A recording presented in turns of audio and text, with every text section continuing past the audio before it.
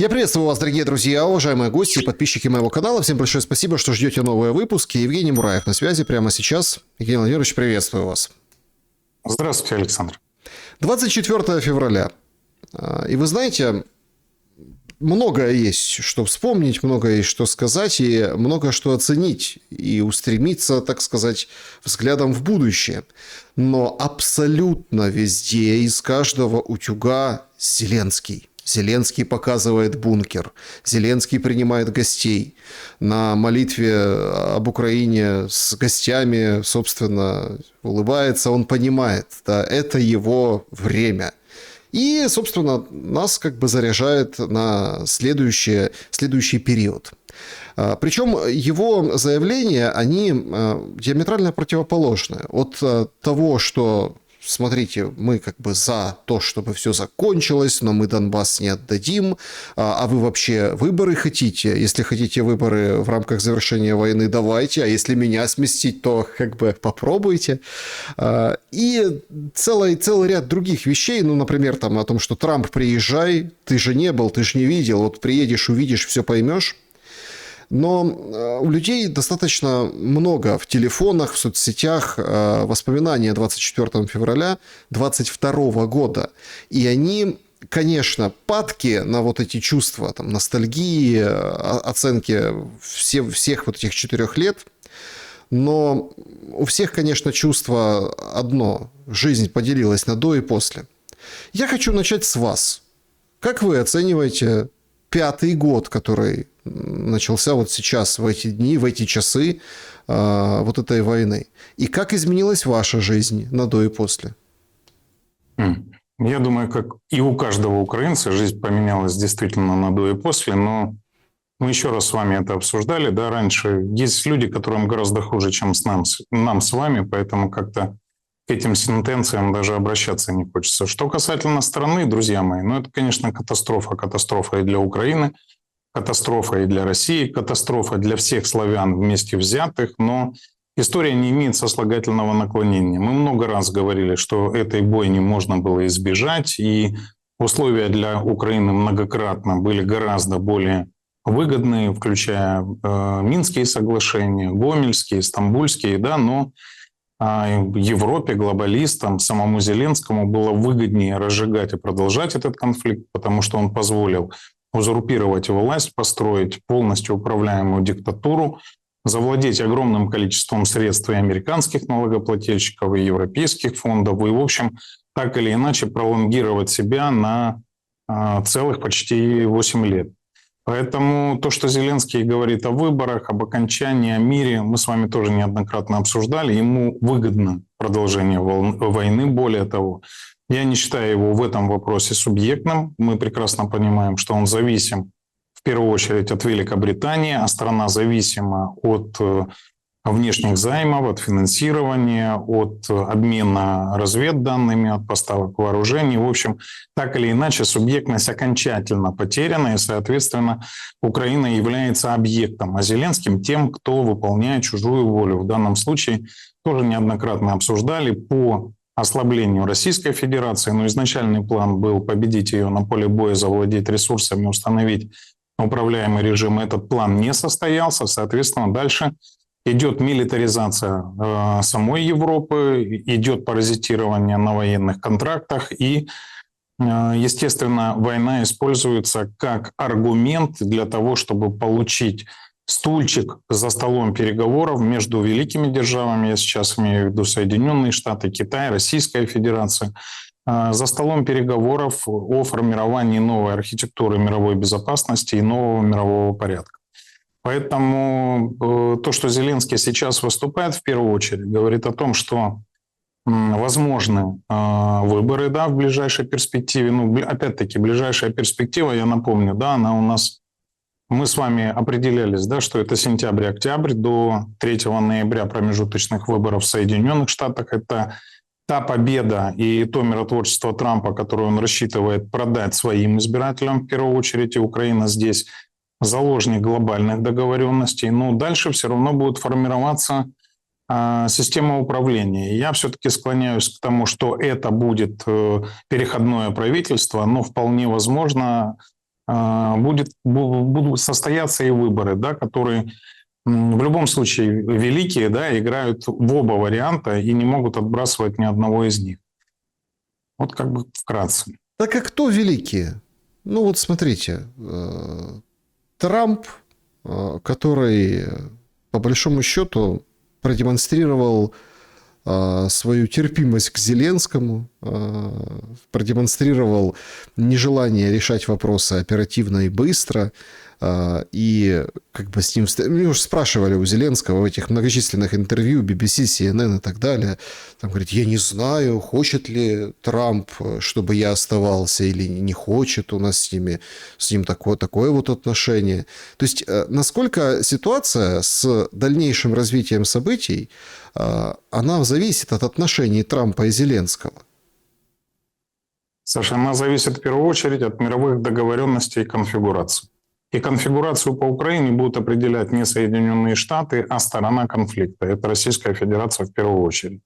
И на сегодняшний день выборы Российской Федерации в Украине не нужны от слова совсем, потому что они только легитимизируют власть украинского режима, поскольку альтернативные политические силы к этим выборам не будут допущены. Да? Для того, чтобы выборы были демократичны, в первую очередь нужно вернуть верховенство права, обеспечить конкурентный доступ к избирательной кампании всех политических сил, в том числе и запрещенных Зеленским неправовым способом через решение СНБО Украины.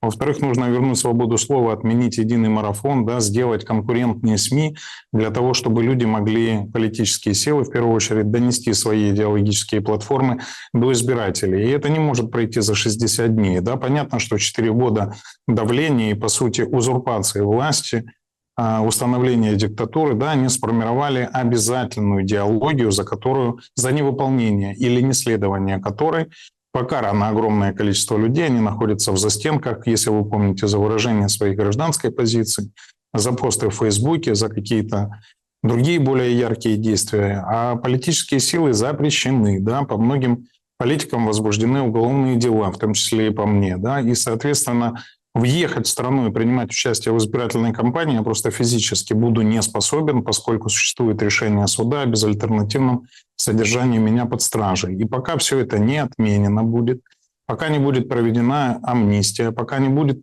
доступ равный конкурентному избирательному процессу, да, проведение выборов в России невыгодно демократическому миру, да, поскольку результат предсказуемый, и то, что все всегда называли демократическим процессом под дулом автомата, в кавычках, да, намекая на то, что результат продавлен и обеспечен людьми с оружием в руках, это как раз то, что сейчас может произойти в Украине. Поэтому и Соединенные Штаты, Китай, Европейский Союз заинтересованы действительно в построении демократии на территории Украины. Я шучу, я прекрасно понимаю, что Украина инструмент, и это никому не нужно, да, то как минимум должно будет сформировано некое подобие переходного правительства, которое сейчас обсуждается в Совете мира, да, на территории Газы.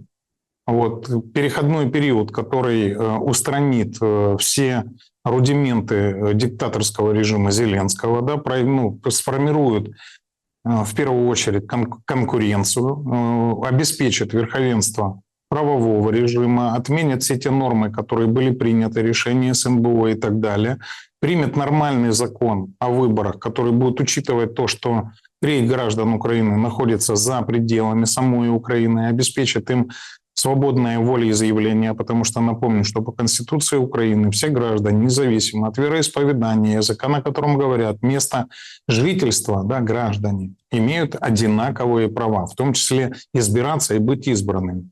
Более того, многие политики находятся за пределами страны более 3 лет, да, по вынужденным обстоятельствам, еще раз, не по собственной воле. И существуют прецеденты, да, на которые уже обращали внимание некоторые спикеры там, Петра Порошенко и так далее, о том, что в свое время Андрей Портнов, который преследовался уголовными делами Порошенко, вынужденно находился за пределами Украины, а потом выиграл абсолютно все суды, которые устояли и в высших инстанциях, о том, что вынужденное покидание Родины, да, не является основанием для устранения из избирательного процесса. Поэтому, друзья, огромное количество вещей, которые необходимо сделать, но великие, я сейчас, когда вы сказали, Саш, я не имею в виду лидеров, великих стран, да, я имею в виду в первую очередь политические элиты, их интересы, интересы государств. Ну, в первую очередь надо понимать, что элиты, они неоднородные. И в Соединенных Штатах, да, мы, ну, если так упрощенно говорить, есть демократы, есть республиканцы, но мы прекрасно понимаем, что за обеими этими политическими силами стоят определенные мировой олигархат, давайте их называть. Вы думаете, что-то отличается от Украины или от Российской Федерации? Абсолютно ничего не отличается. Да? То есть есть интересы, которые лоббируются, есть интересы, проводниками которых являются политики и политические силы. И в принципе, ну, так сформирована капиталистическая система мира. Поэтому ничего удивительного в этом нет. Так вот, великие заинтересованы в первую очередь, чтобы сформировалась новая архитектура безопасности, новые правила, не лихорадило рынки, да, чтобы был какой-то новый элемент развития. И мы его с вами обсуждали. Если мы говорим об Украине в контексте договоренности Соединенных Штатов Америки и Российской Федерации, то это и энергоконцерны, да, это и допуск американских компаний к добыче нефти, к поставке, в том числе всех углеводородов в страны Европейского Союза, в Китай, что породит так или иначе зависимость и контроль над промышленностью этих стран, а, соответственно, так или иначе политическое влияние. Развитие Арктики, да, развитие высокотехнологичных отраслей. Поэтому я имел в виду вот эти интересы. И Украина на данный момент является камнем преткновения, поскольку она мешает нормализации отношений, она мешает нормализации формирования новых экономических цепочек, новых экономических торговых моделей и новых правил.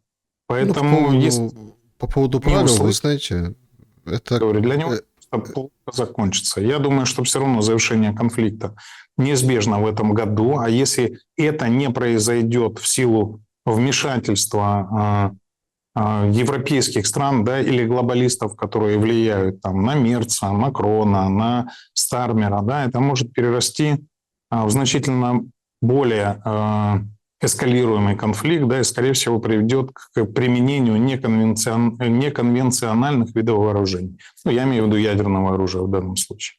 По поводу ядерного оружия, ведь смотрите, если мы рассматриваем вот конфигурацию вот в этой плоскости игроков и интересов, как гром среди ясного неба. Вчера Reuters сообщает, что в Женеве проводят переговоры россияне и американцы. Более того, сегодня якобы второй раунд с участием Китая. Какие-то представители обсуждают ядерную безопасность. Это все, что важно, предшествует с переговорам по Ирану. Причем Иран передал официально в Омане свои предложения по ядерной сделке. Ждут на четверг, 26 число, очередной раунд переговоров. По-разному относятся. Одни аналитики говорят о том, что это нормально договорятся.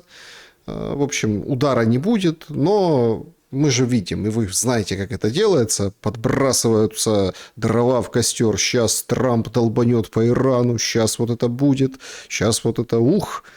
И, собственно, начнется там ядерная война, и как все полетит, все воспылает с Ближнего Востока, собственно, начнется мировая война, и такие геополитические прогнозы всем знакомы. В общем, апокалипсис. Однако эти контакты в неожиданной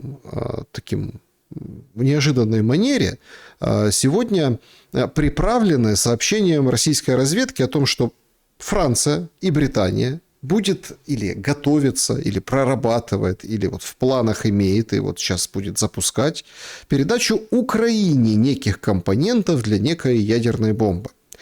Остро реагирует Медведев, Песков комментирует, что это точно будет темой обсуждения. Эти претензии будут выставлены на вот этих ядерных переговорах начала этой недели. И кажется, что вот тут мы приходим к какой-то очень сложной точке. Да? Вот эта перепона, как вы выразились, это перепона Украины. Да? Она инструмент, она сейчас, собственно, для этого и Украину и содержит. Да? Для того, чтобы сыграла эта карта. Что вот тайно скажут, что это Украина сама разработала, но вот Украина завладеет чем-то эдаким.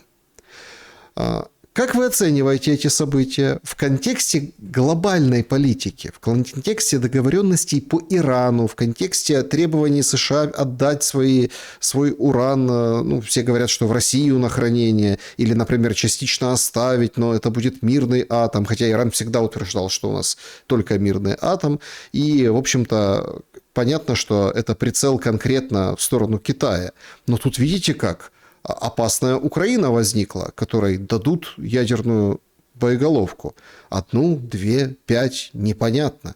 Что это означает? И получается, вы опять оказались правы в том плане, что пока они не договорятся вот в этих больших вопросах между собой, то Украину будет штормить, качать, и вполне себе вероятен сценарий неизбежного о том, что по Украине будет нанесен ядерный удар. Наш вопрос вы задали глобальный, вернее, их тут 5. Давайте попытаемся сначала. Во-первых, Украина не перепона, а инструмент и полигон. Это я об этом говорил неоднократно, и я думаю, что многие ваши зрители, да и вообще все, кто нас смотрит, с этим согласны. А во-вторых, если вы помните, я неоднократно говорил о том, что первопричиной, в том числе и широкомасштабной войны между Украиной и Россией, является Мюнхенская конференция, на которой Зеленский попытался отойти от Будапештского меморандума. Он тогда выставил ультиматум, что если Украине не будут даны гарантии безопасности, Украина будет считать никчемным Будапештский меморандум, а, соответственно, отменен пакет законов, которые его сопровождали. Эти законы означали разоружение и безъядерный статус Украины. То есть таким нехитрым образом он тогда поставил ультиматум миру и сказал, что Украина вернется к ядерному статусу своему. Но ни технологий, ни ученых, ни необходимого оборудования Украина на тот момент не имела. И если вы посмотрите мое интервью с Лазаревым, длинное, нудное, как говорят, 3-часовое, я говорил о том, что тогда Россия восприняла как угрозу, что возможна передача ядерных боеголовок Украине со стороны Великобритании или Франции. Смотрите, не прошло и несколько лет, да, об этом начали говорить вслух совершенно ответственные лица. Но на самом деле, если вы имеете аналитический склад ума, это было очевидно на тот момент. Тогда шла милитаризация Украины, тогда шло увеличение потенциала военного, тогда отказал Байден Путину в новой архитектуре безопасности и в обсуждении нерасширения НАТО на территории постсоветского пространства, и, в общем-то, начался конфликт. Но просто представьте на секундочку, если действительно бы это случилось 4 года назад. Были ли бы тогда у России возможности это купировать или нет? Ответьте сами, чтобы никто не сказал, что мы, Александр, в вашем эфире, да, кого-то там пытаемся оправдывать. Я просто хочу напомнить, что у каждого государства есть свои интересы. И не надо думать, что если между нашими народами есть братские отношения, да, там многовековая история, культурные традиции общие, огромное количество родственников, то кто-то пренебрежет интересами своей страны в угоду того режима, который в данный момент, да, управляет Украиной. Было совершенно понятно, что на любое недружественное действие со стороны НАТО и их марионетки Зеленского будет симметричный или асимметричный ответ. Что касательно сегодняшних переговоров и почему об этом заговорили. Я абсолютно уверен, что если не будет достигнуто перемирие в этом году и Европа продолжит дальше финансировать конфликт, то 2-3 года, если сопоставлять экономический потенциал Российской Федерации и Европейского Союза, он, конечно же, не в сторону Российской Федерации. Безусловно, ВВП Европейского Союза составляет 17 триллионов, а Российской Федерации чуть больше 2. Поэтому если мы говорим о финансовом потенциале стран в войне на истощение, то Украина на содержании Европейского Союза может выдержать дольше. И поверьте, никто украинцев не считает. Знаете, как проблемы индейцев шерифа не волнует. Поэтому Зеленский сейчас заговорил о том, что нам нужно 250 тысяч для победы. Но на самом деле это сигнал Европейскому Союзу о том, что если деньги будут выделены, а вы сейчас знаете, да, что, как я и предполагал, финансирование будет остановлено. Сейчас очередной раз Венгрия заблокировала выделение 90 миллиардов. То есть и Зеленскому надо доказывать, да, о том, что Украина еще в состоянии сдерживать или снижать экономический и военный потенциал на Российской Федерации, пока Европа будет милитаризироваться. И, соответственно, заявление о том, что он сможет призвать 250 тысяч, нужны не для победы, потому что плана победы же нет. И его никто не артикулирует. И ни один здравомыслящий военный не говорит о том, что мы можем вернуться там даже к границам до 22 года, не говоря уже о границах 91 года. Да? Но это означает, что Украина еще сможет сдерживать военный и экономический потенциал Российской Федерации. Поэтому, понимая это, я думаю, что на переговорах между... Вы же обратили внимание, в Женеве, когда были переговоры между российской, украинской и американскими делегациями, туда прибыла делегация Франции и Великобритании. Да, их как пощечину им такую дали, их за стол не пустили ни в первый, ни во второй день. Но как вы думаете, встречи с ними провели Россия и Соединенные Штаты? Те, которые Россия, остались... не знаю. А я уверен, что эта встреча... США отказали, официально было, не дали согласия на встречу. Украина проводила. Это то, что известно из публичного пространства. Эти встречи нужны исключительно как часть политического спектакля. Переговоры ведутся каждый день, ведутся совершенно не теми людьми, которые приезжают для того, чтобы что-то ратифицировать или имплементировать, или легализовать в плане договоренностей. Да, работают рабочие группы между военными, политические группы и так далее. Да, они работают каждый день, обмениваются информациями, отрабатывают предложения и делают это в многовекторном формате. Имеется в виду, что говорят все со всеми.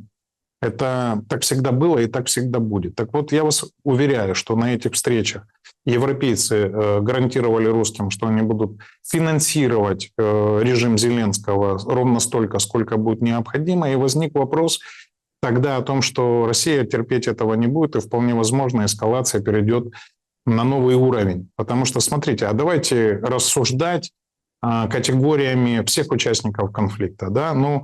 У украинцев права голоса нет. Понятно, что режим примет любое решение, мнение людей спрашивать не будет. А у России есть выбор, да, продолжать конфликт той же интенсивности, но с гораздо более финансово мощным оппонентом, не в лице Украины, в лице всего Европейского Союза, либо вывести эскалацию на новый уровень, при котором этот конфликт может завершиться. Смотрите, если продолжить старую интенсивность, учитывая состояние экономики, как бы ни говорили, что на экономику России это не влияет, это, безусловно, неправда. Любые ограничения сильнее страну не делают. И сейчас страна каким-то образом выживает только за счет гособоронзаказа. Да? И прекращение конфликта тоже ставит под вопрос, каким образом модернизировать в быстром ключе экономику, чтобы не потерять те темпы ее сохранения. Кроме того, насколько я читаю, вижу аналитику, да, есть проблемы с госкорпорациями, еще 2, 3, 4 года такой нагрузки, но могут быть достаточно тяжелы для Российской Федерации в целом. Это не значит, что будут митинги, сменится власть, там падет экономический режим. Россия пока еще не заняла ни одной копейки, ни одного доллара, ни одного евро и ни одного юаня. Как вы думаете, когда у России действительно возникнут кассовые разрывы, и если они возникнут, она может воспользоваться правом заимствования, допустим, того же Китая, Индии или других государств? Вопрос, захочет ли? Потому что любое заимствование, как показала практика, в том числе и Украины, да, это попадание в зависимость. Обратите внимание, все кредиты, которые мы получали от Международного валютного фонда, сопровождались политическими требованиями. Если помните, реформ, введение напсоветов, да, по сути, установление внешнего управления над нашим государством. Если вы думаете, что что-то будет другое, и Россия не понимает, что если она будет занимать у Китая или у Индии, она будет попадать в зависимость к ним, то вы, конечно, ошибаетесь. Я думаю, что там достаточно умные люди. Поэтому они останутся перед развилкой, да, либо увеличить эскалацию, либо попасть к кому-то в зависимость. И что они выберут, давайте так, я надеюсь, что до этого не дойдет, потому что в любом случае об этом первые узнают украинцы. И если они захотят действительно купировать европейцев на взлете, да, то, скорее всего, удар будет не по Европе, а по одному из городов Украины. Поэтому, друзья, давайте даже не думать в эту сторону, давайте максимально, кто может повлиять на решение власть придержащих, влиять на эти решения. И самое главное, если осознавать это внутри себя. Я сейчас имею в виду каждый граждан. Да? Сейчас проводятся опросы. Сейчас смотрят на вашу реакцию. В том числе, я понимаю, что телефонные опросы, на которые ссылается Зеленский, не имеют ничего общего с реальным вашим волеизъявлением, поскольку что такое телефонный опрос? Он к анонимности не имеет никакого отношения. Да, если есть телефон, понятно, кому он принадлежит. И понятно, что если говорить что-то непатриотическое, могут быть последствия. Поэтому я думаю, что вы думаете по-другому. Но скоро мы дадим вам механизм, чтобы вы выразились по каждому вопросу, который интересует в первую очередь мир. И чтобы все понимали, что вы не хотите продолжения этой войны, тем более на нашей территории. И тем более ее эскалации. Еще раз, я хочу напомнить, если вы забыли, чем это чревато, вы полистайте, пожалуйста, Хиросиму, Нагасаки, поймите последствия, к которым это привело. И поймите, что Украина – это все-таки аграрная страна. И если на ее территории произойдут какие-то ядерные недоразумения, я сейчас не хочу, да, даже проецировать и говорить об этом вслух. Но у нас еще есть атомные электростанции, да, и провокации вокруг них Зеленский не раз допускал. Да, я не, скажем так, не исключаю той возможности, что они могут продолжиться. Так вот, любые ядерные недоразумения, так их назовем, на территории Украины приведет к тому, что мы потеряем огромную часть своего экономического потенциала и экспорта. Это, ну вот если думать об этих категориях, уже не считая людей, разрушения, я понимаю, что для Зеленского это давно статистика, давно не аргумент, и находясь по шею в крови, ему абсолютно все равно, сколько тысяч людей погибнет, еще 250 или 300, он борется за свою шкуру, за свои деньги, за свой парашют безопасности и за гарантии безопасности, которые ему пока дает Великобритания. Хотя, если вот так вот вспомнить, да, а кому гарантии Великобритании помогли? Может, Березовский, может, там,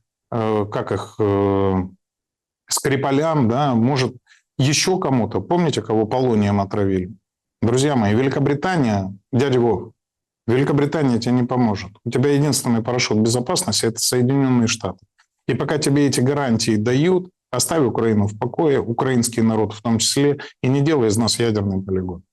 Ну, смотрите, вот вы рассуждаете опять, вот, наверное, в этом и ошибка. И многие, когда анализируют ситуацию и способны здраво оценить, что с нами происходило в 2022 году, в 2023 году. Этому, кстати, есть определенные, да, ну, предпосылки, чтобы мы опять задумались, вспомнили.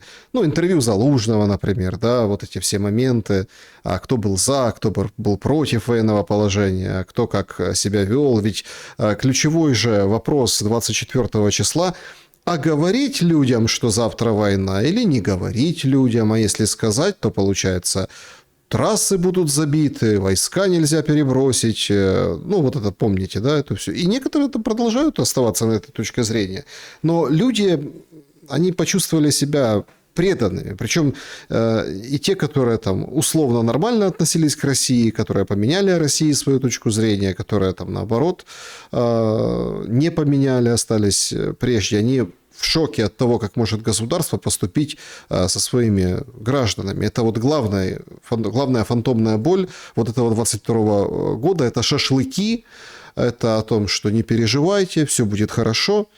Но вы рассуждаете в логике другой, прагматичной. Да? Ну вот давайте разберем ситуацию. А это же ситуация. Есть контракт по нефтепроводу «Дружба», контракт, по-моему, 29-й год, я могу ошибаться, который четко должен выполняться. Венгрия почему уперлась? Они там все такие пророссийские, они все такие растят животы, они такие нехорошие, они против Украины. Да. Про трамповские, и вот надо тут разобраться. Нет, ну смотрите, у нас же как Сибига говорит, так, пророссийский, там, хозяин у него в Кремле, у Орбана.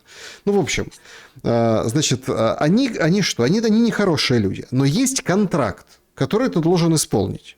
Вчера попалось сообщение, Кошта, да, Евросовета, председатель обратился, написал письмо Орбану, говорит, Орбан, ну мы же с тобой определились, что 90 миллиардов даем, выполняй, Орбан, мы же согласовали это. То есть у нас несогласованный контракт, А Орбана призывают вернуться к согласованному решению европейскому. И сейчас у нас очень такая жесткая на самом деле вилка, потому что Венгрия пока не заявляла, по-моему, я не видел, но Фицо четко сказал, резервного электроснабжения не пойдет со Словакией. Это в стране, где до сих пор, ну не то, что до сих пор, разгар. И сейчас вот как раз зима пройдет и будет вообще как бы худо с электроэнергией. А Фицо говорит, не поможем.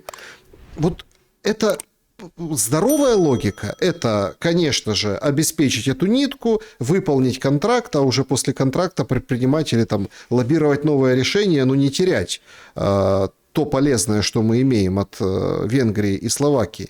Но у Зеленского ведь не такая логика.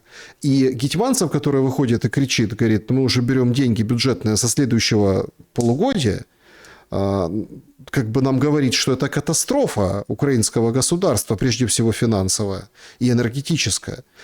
Но вот в этой логике действует Зеленский и его 5-6 менеджеров. Почему? Аж опять громадье, да, вопроса. Вот смотрите, я на самом деле тоже считал, что накопление российских войск по периметру в 2022 году это элемент политического давления в первую очередь и попытка продавить мирное урегулирование на Донбассе путем выполнения Минских соглашений.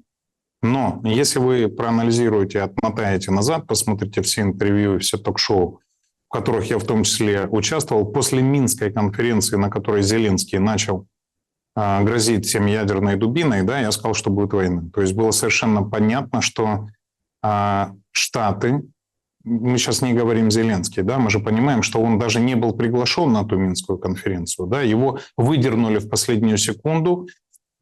Знаете, да, про эту куклу, у которой в одном месте рука и рот открывает, да, и в его устав вложили... Мюнхенскую. Еще раз? Мюнхенскую, не Минскую. Куклу, я имел в виду Петрушку, да? Вот нет, в его устав вложили... Не Минскую конференцию, а Мюнхенскую. Безусловно, да. Мюнхенскую, я прошу прощения, да. Мы возвращаемся к тому же отказу от Будапештского меморандума.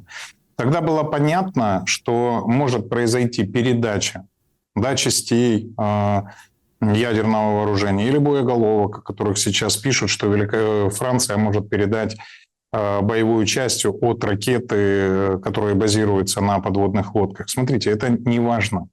То есть надо разделить публичную политику и реальные процессы, которые происходят. После этой Мюнхенской конференции я сказал, что будет война.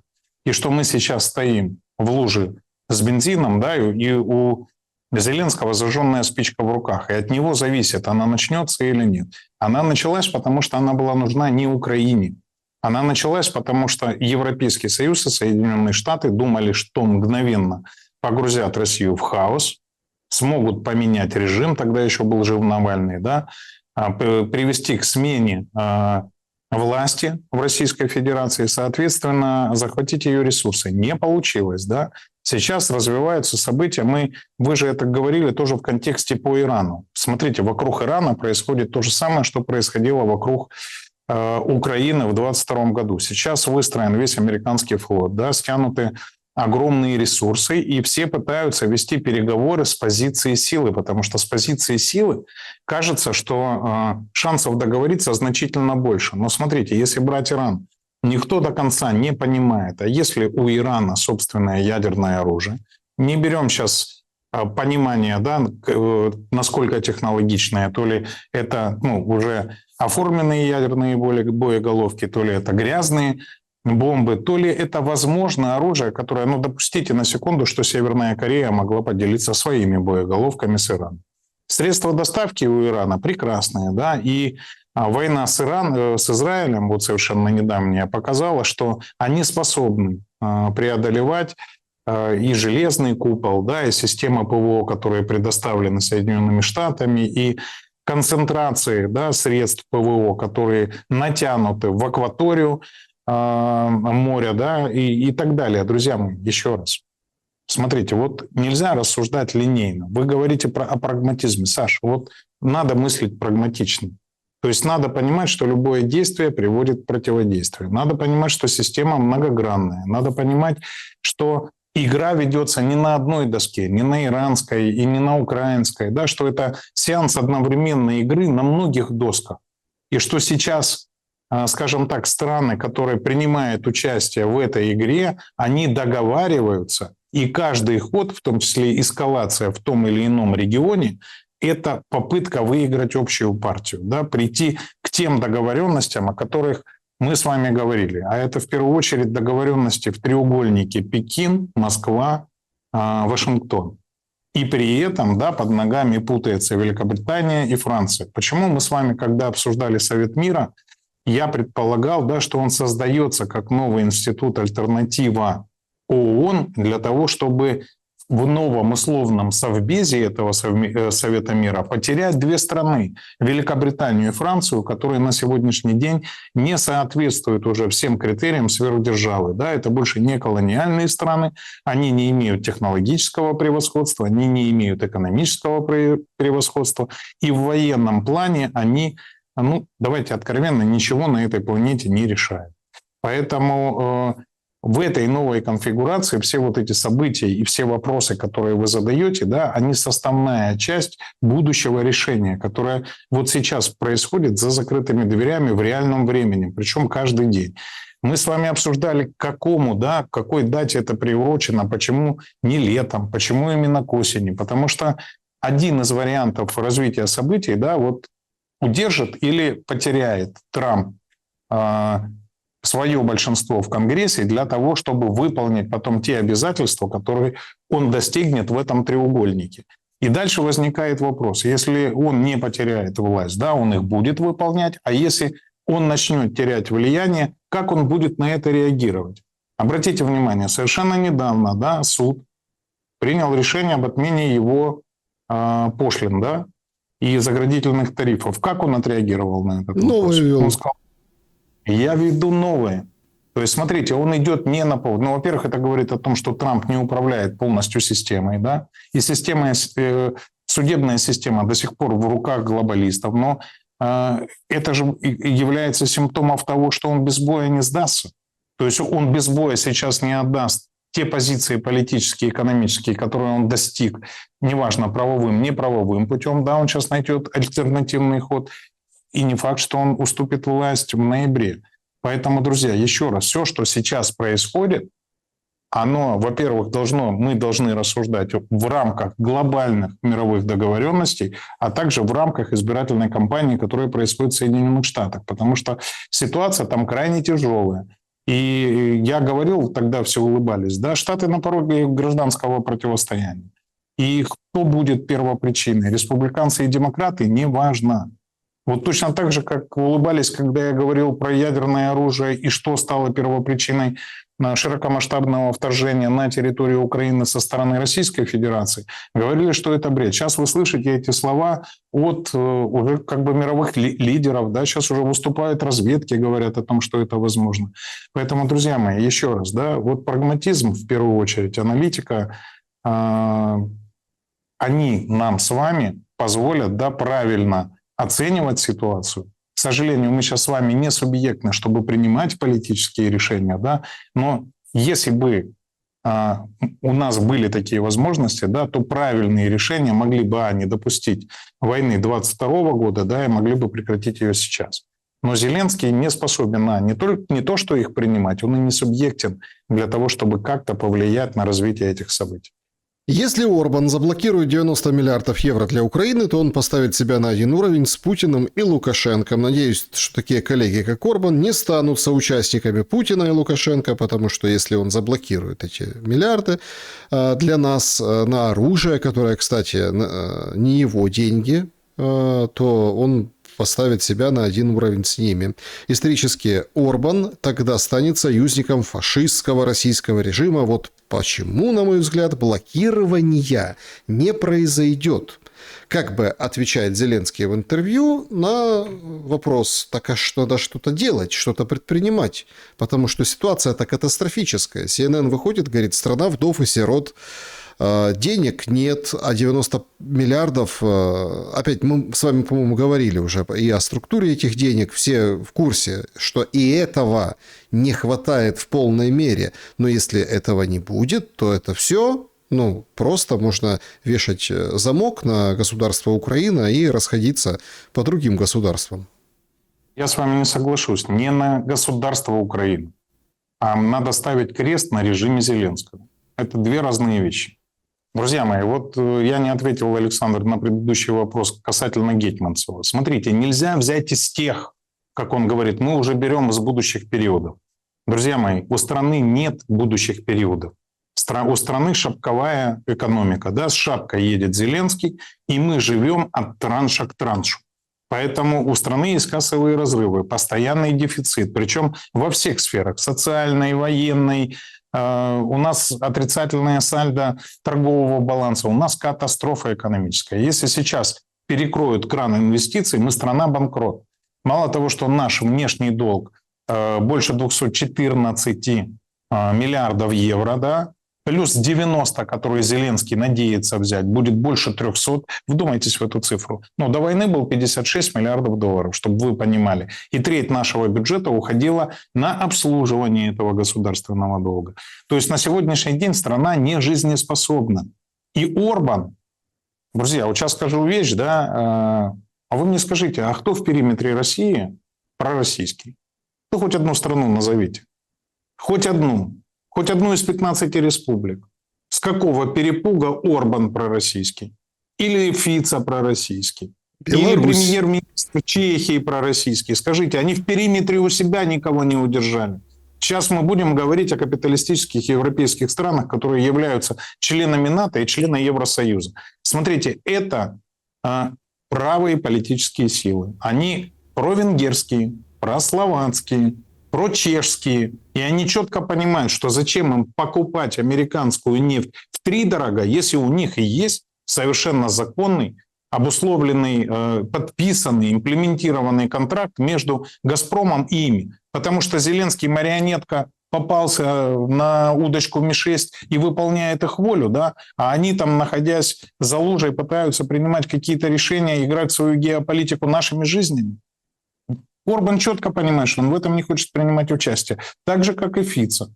И говорит, что если наши страны не будут получать дешевую нефть, которая у нас законтрактована, и одна проблема, что она идет только транзитом через территорию Украины, тогда Украина, соответственно, не будет получать от нас электроэнергию, да, и другие ковришки, которые мы ей предоставляем. Но, по-моему, это логичное решение. Орбан в первую очередь должен руководствоваться интересами венгров, Фица словаков, Макрон французов. Но если Макрон идиот, извините меня, пожалуйста, хромая утка, петух, извините, он же галицкий петух, выстрелившийся в коленку, то почему Фица и Орбан должны быть такими же? То есть они исключительно руководствуются интересами своего государства. И правильно делают. Точно так же должен был руководствоваться и Зеленский. Нам не нужна была эта война. Смотрите, по итогам этой войны мы же не вернули Крым. Мы что, забрали Донбасс? Смотрите, нам минские, да, говорили, Крым за скобками, извините, умерла так умерла, да, а Донбасс забирайте, но, пожалуйста, обеспечьте права русскоязычных, избранность власти и так далее. Но Донбасс был в составе Украины. Сейчас минус Крым, минус территории Донбасса, Херсонской, Запорожской областей. Куча похороненных, уничтоженная энергетика, уничтоженная промышленность и десятки миллионами за пределом. Вы скажите, Зеленский умный? Он сейчас ходит, рассказывает всем про интервью, про 250 тысяч. Ребята, это предатель, это враг народа, это тварь. В отличие от Фица, который думает о том, каким образом будет жить его экономика. О чем вы говорите? Проснитесь, наконец-то. Так чем закончится эта история? Саш, смотрите. Во-первых, нельзя взять из тех денег, из новых. Это то, что Гетманцев говорит, он никогда особо умным не был. И, наверное, когда мы с ним встречались в эфирах многих телеканалов, это было четко видно, да, разницу в классах и в понимании. Это казначей, да, определенных... Это казначей Арахамии, да, по сути. Это человек, который администрирует налоговую. Это человек, который взимает деньги на содержание фракции. Человек, который приносит через Арахамию деньги Зеленскому. Здесь все просто и все понятно. Понятно, что это за штемп. То, что он сейчас рассказывает о том, что МВФ не даст, так МВФ не дает не потому, что что-то не приняла Украина. МВФ – это ручной институт внешнего управления. Кому он подчиняется? Ну, Соединенным Штатам. Откройте, посмотрите состав инвесторов в Международный валютный фонд, посмотрите, когда он был создан, по Ялтинско-Потсдамским, да, там, соглашениям, каким образом он формировался, да, сколько процентов туда вносят Соединенные Штаты и все остальные. И вы поймете, что им управляют США. И если сейчас Украина проводит политику, которая не устраивает Соединенные Штаты, МВФ деньги не даст. Об этом, в общем-то, Гетманцев и кричит. Единственный источник, который не позволит Украине победить, не позволит Украине удержаться, да, а который продлит агонию режима Зеленского, похоронит еще сотни тысяч людей, разобьет кучу домов, погибнет куча мирных, да, потому что ракеты сбивают, шахеды прилетают, сбиваются с курса, неважно каким образом, но гибнут мирные. При каждом столкновении они гибнут. И не только по линии соприкосновения, да, но и в городах, которые находятся далеко от линии фронта. Но Зеленскому до одного места на это, друзья мои. Ему важно, чтобы эти деньги пришли, он вовремя мог выдать заработную плату военным, чтобы заработала эта коррупционная машина, чтобы в нее пошла коррупционная кровь, да, чтобы деньги начали раздаваться на карточки уже погибших военных. Вы понимаете, сколько заработали военные, вы понимаете, сколько заработала ТЦК. Вот Зеленскому для этого нужен бензин. И этот бензин – это европейские деньги. И сейчас этому мешает Орбан. Если сейчас даже ему отдадут, не факт, что Фицо не скажет, что он против. Потом не скажет, забываю просто фамилию, премьера Чехии, да, и потом меня вообще не удивит, если Мелани не выступит, премьер Италии и не скажет, а вы знаете, я вообще-то против выделения этих денег. И тогда возникнет вполне возможный вопрос, да, о том, что давайте перестанем решать вопросы в Евросоюзе консенсусом, а давайте его решать прямым большинством. И знаете, к чему это приведет? К распаду Европейского Союза. Потому что именно консенсус – это и была философия, и дух Союза, на чем формировалось вот это вот объединение. Поэтому, друзья мои, я, если вы помните, говорил о том, что проблемы, можете даже пересмотреть более раннее интервью с Александром, у Украины с финансами возникнут в апреле. Я говорил это еще в прошлом году, но это считалось по расходам, по статьям расходов и по тем деньгам, которые у нас есть. Золотовалютные резервы, на которые кто-то рассчитывает, они не находятся под контролем Украины, и доступа к ним никто не имеет.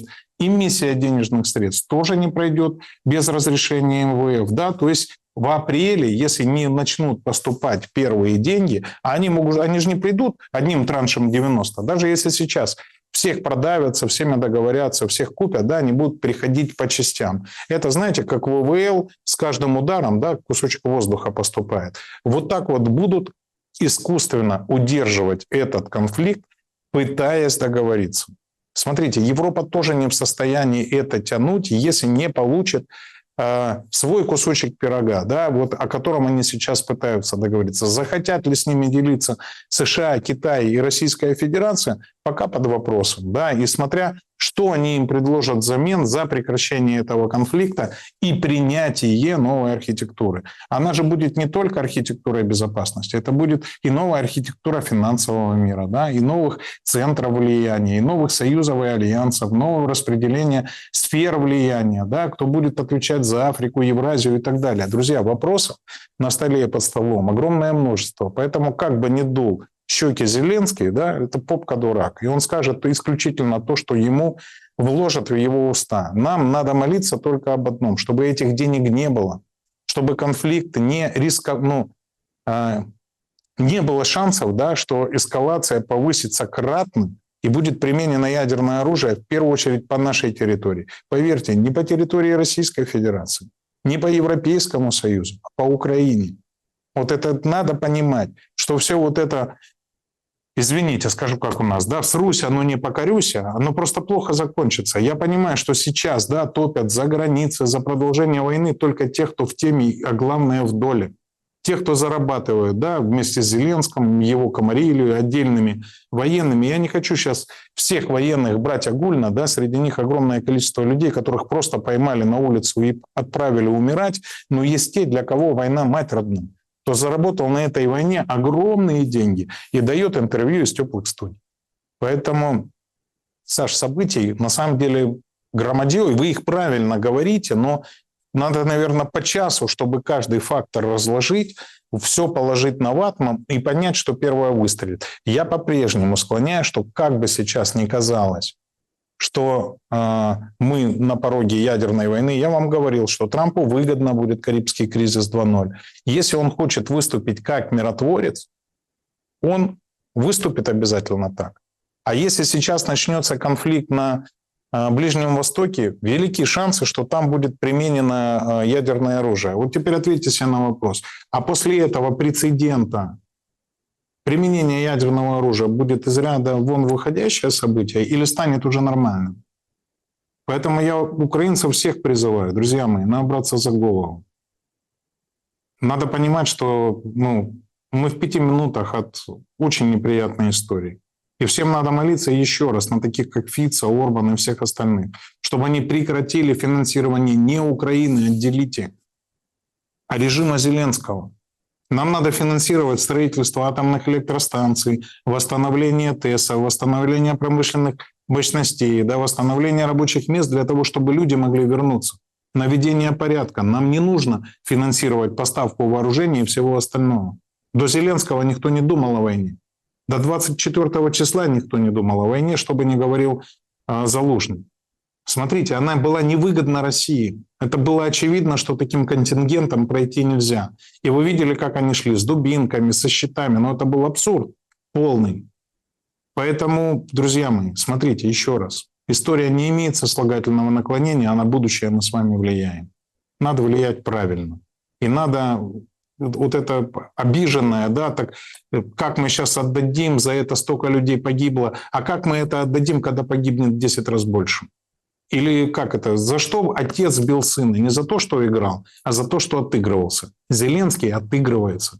Зеленский всех берет в пособники с собой, да, и на всех перекладывает ответственность. И он же вас уже подготовил к тому, что воевал-то я, просрал все я, извините, а голосовать будете вы, чтобы ответственность была на вас. Поэтому лучше вот сейчас, да, почему я трачу свое время, Александр, чтобы вы это понимали. Друзья, я забыл вам сказать, подписывайтесь на телеграм-канал. Я туда ничего не писал неделю, куча было всяких дел, но обещаю, что буду писать. Нам надо быть на связи, нам надо это понимать. Да, к этому видео в описании будет ссылка. Ну вот, давайте так. Bloomberg сегодня написал, ну, опять-таки, это все версии, это все... Вообще, если так послушать немного, ну, так, вот по настроению, я вот хочу просто поделиться впечатлением, исключительно в качестве насмотренного медийщика, да? Вот, вы тоже насмотренный медийщик, по сути своей, да, ну, как, есть насмотренность. То, что сегодня Зеленский показал бункер, в котором прятались 2 года, то вот как это все выглядит сейчас, сегодня, в этот день, мы еще там, сейчас услышим, наверное, там, брифинги, заявления, ну, я имею в виду, как молились, как в парламенте вот это вот сегодня делегаты тоже там от Европы, как их всех... Это все сейчас действительно вот есть впечатление, что какая-то кода, ну, что вот заканчивают. Да? Ну вот смотрите, видите бункер, да? Советский, кстати, бункер, да? Вот, видите, а сейчас тут никого нет, да? То есть конец, то есть документалистика, мол, как это было. Этого настроения не было ни год назад, ни 2 года назад, вот этого, но его сейчас пытаются привнести. Bloomberg пишет о том, что 4 июля, День независимости США, 250 лет США, это вот четкий посыл Трампа, что все должно закончиться. Зеленский выдает тайну страшную о том, что Трамп шоумен, и он хочет собрать в один день, я так понимаю, это намек на Путина, Зеленского и себя, да, что это все в один день подписать и все закончить. Зеленский против, говорит, гарантии вперед, Конгресс нас интересует и так далее. То есть мы видим, как уже расставляют стульчики вокруг вот этого, да, стола вот на этом симпозиуме. То есть давайте так. Предположим и смоделируем, что все вот заканчивается к летом, вот точка, да, точка. Но возникает же самый главный вопрос.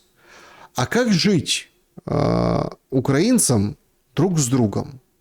Максимально философским вопросом я хочу завершить наш сегодняшний разговор в годовщину Большой войны, потому что это только кажется, что это 4 года. Это 3 по 4. Это 3 по 4.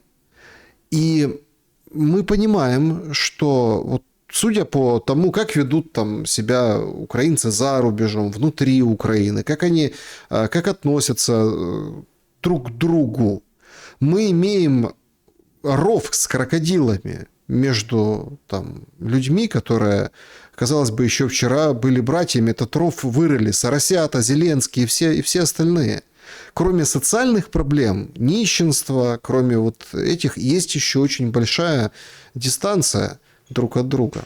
Как ее латать и как ее сшивать или, наоборот, как бы засыпать этот ров?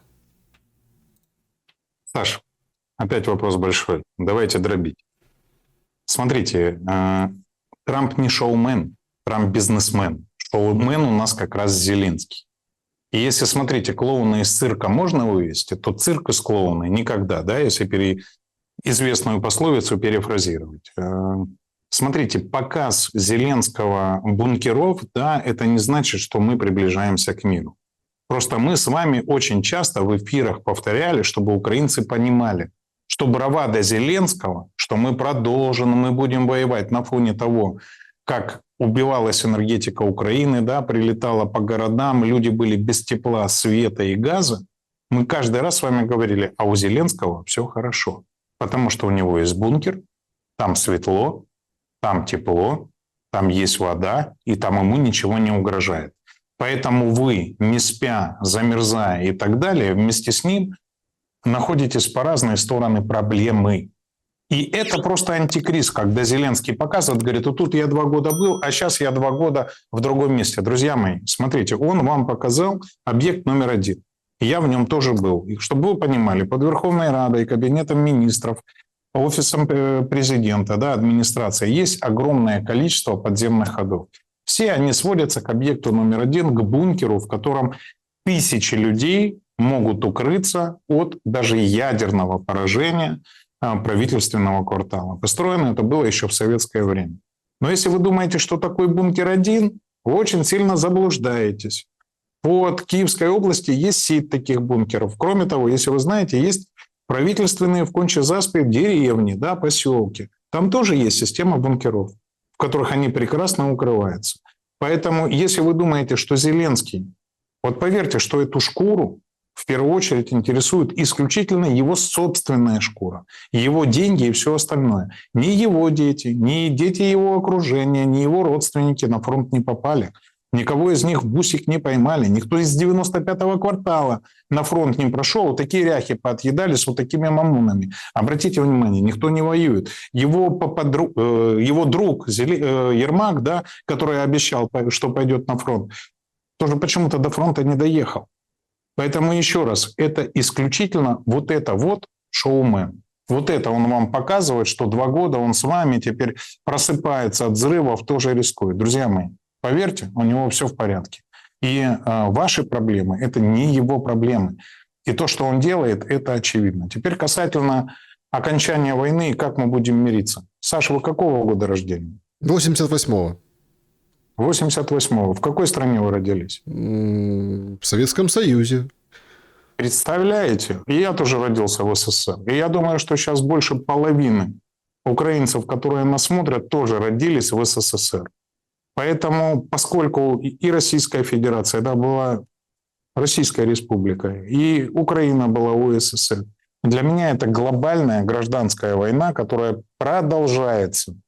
в ключе поражения Советского Союза в холодной войне с Соединенными Штатами Америки. То есть нас сначала расчленили на 15 государств, а потом поэтапно по Бжезинскому столкнули друг с другом. Так вот, для меня это гражданская война. И русских, и украинцев. Для меня это была одна страна. Мне на момент развала Советского Союза было 14 лет. 14. Я жил в Советском Союзе. Ходил в школу с грузинами, армянами, чеченцами. В одном классе у меня были. И для меня это были мои братские республики. Это была одна страна. И то, что Украина потом получила независимость, для меня не сделало всех по периметру врагами. И то, что происходит, я просто чуть шире смотрю и понимаю, что это продолжение холодной войны. Что это продолжение той тактики, которую США вели, начиная с победы Советского Союза, да, и войск союзников во Второй мировой войне. Для нас Великой Отечественной. Да? То есть дальше они начали работать против нас, создавать НАТО, да, вести холодную войну, развалили, столкнули, и вот она произошла. Смотрите, нам придется искать мир как внутри, так и снаружи. Мы не можем быть вырваны отдельно на острове. Нам надо будет... Почему я говорю, нужен переходной период? Друзья, надо сесть и спокойно поговорить.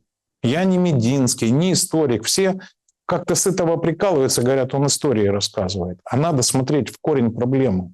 Надо понимать, почему так произошло. Кто стоит кукловоды? Тех, кого называют сейчас партнерами, это те, с кем воевали наши отцы и деды на протяжении веков. Те, которые инспирировали революцию, да, в Российской империи. Те, которые потом устроили Первую и Вторую мировую войну. Да, вернее, сначала Первую мировую, потом революцию, потом Вторую мировую, пытаясь нас колонизировать. Да, сейчас они нас столкнули лбами. Друзья, вот была война Каудилья-Франко, да, в 1936 году в Испании. Это гражданская война. С одной стороны участвовал Советский Союз, с другой стороны Соединенные Штаты. Она закончилась. Никто не спорит, что, несмотря на участие сверхдержав, она была гражданской. Просто разные стороны помогали разным участникам этого конфликта. Но она закончилась чем? Поставили общий памятник, запретили 20 лет говорить на эту тему, наказали виновных, кто совершал преступления против мирного населения. И я вас уверяю, у нас другого пути нет. Нам придется прийти к этому консенсусу, да? Нам придется прийти к нормализации в отношении внутри страны и по периметру. Нам придется садиться и честно об этом говорить, да, и наказывать тех, кто совершал военные преступления, мародерил, насиловал, воровал имущество у мирного населения. С двух сторон. И внутри страны тоже придется найти лад. Понять, а когда же мы к этому пришли? Я вам буду подсказывать с Майдана. Я это говорил внутри страны, на всех ток-шоу, когда за это преследовали, и продолжать буду говорить. Это точка входа. Это точка подготовки Украины к войне, к широкомасштабной.